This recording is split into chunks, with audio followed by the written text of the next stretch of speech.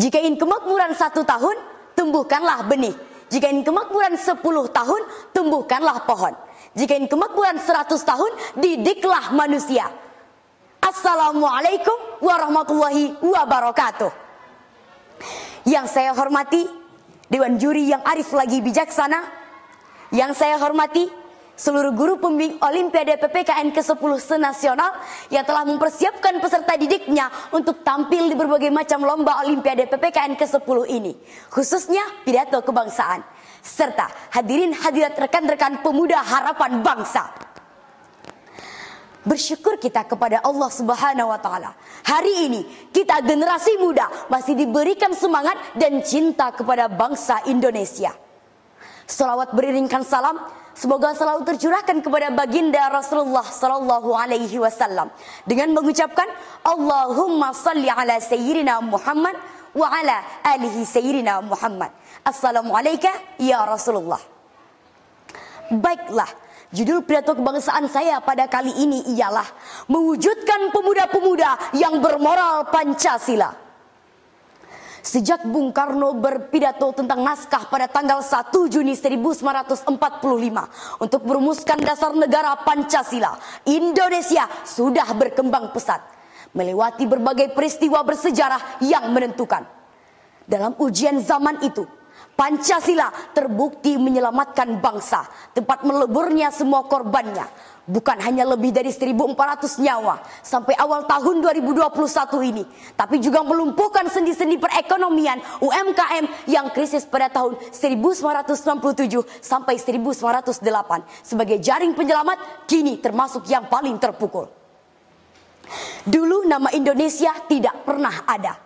Yang ada hanyalah Batak, Bugis, Madura, Sunda, dan suku-suku lainnya.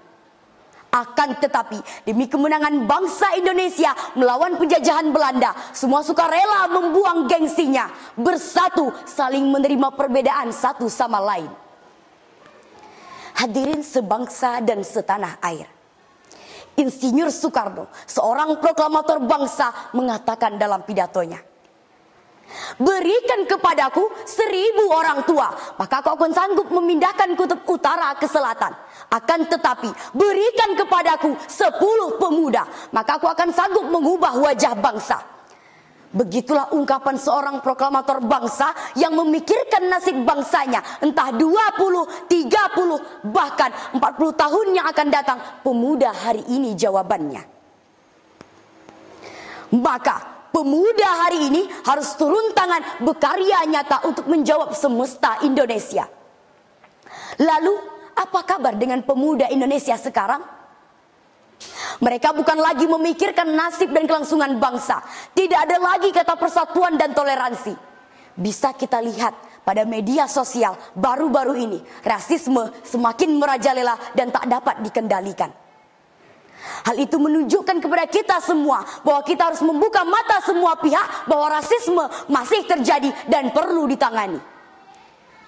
Komisi Nasional Hak Asasi Manusia mencatat sedikitnya 101 kasus diskriminasi ras dan etnis dalam periode 2019 sampai 2018. Dari data tersebut membuktikan kepada kita semua bahwa ada apa dengan pemuda Indonesia.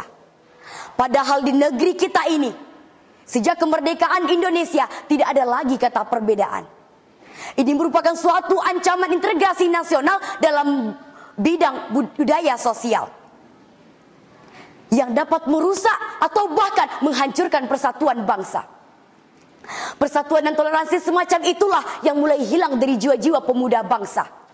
Saat ini banyak pemuda-pemuda Indonesia yang saling menghina hanya karena perbedaan ras, suku, agama, dan pandangan politik. Akhirnya karena sibuk berdebat, lupa bahwa Indonesia punya masalah yang lebih besar.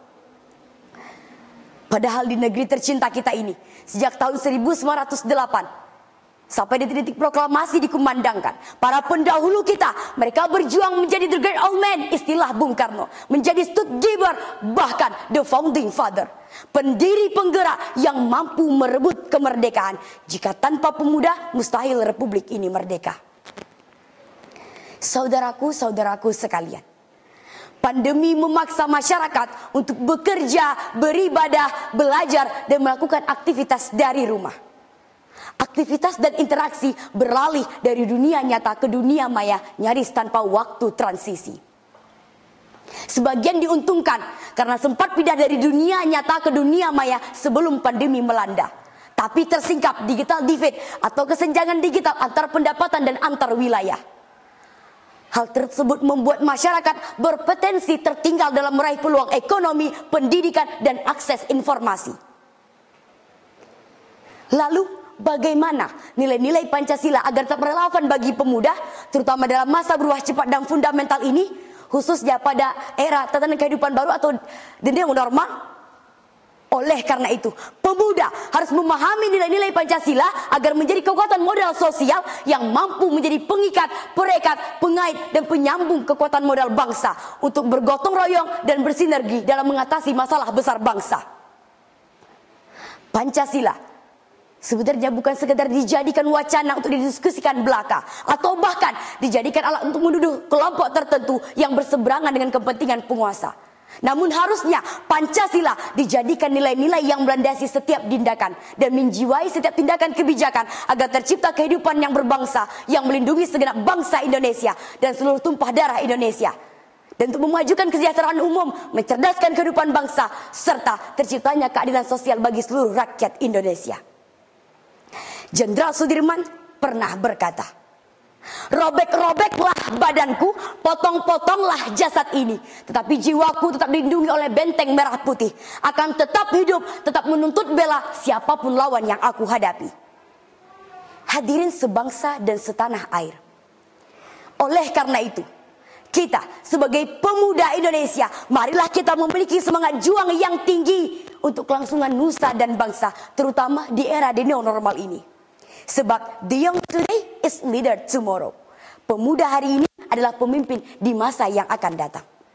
1000 orang tua bisa bermimpi, namun satu pemuda bisa mengubah dunia.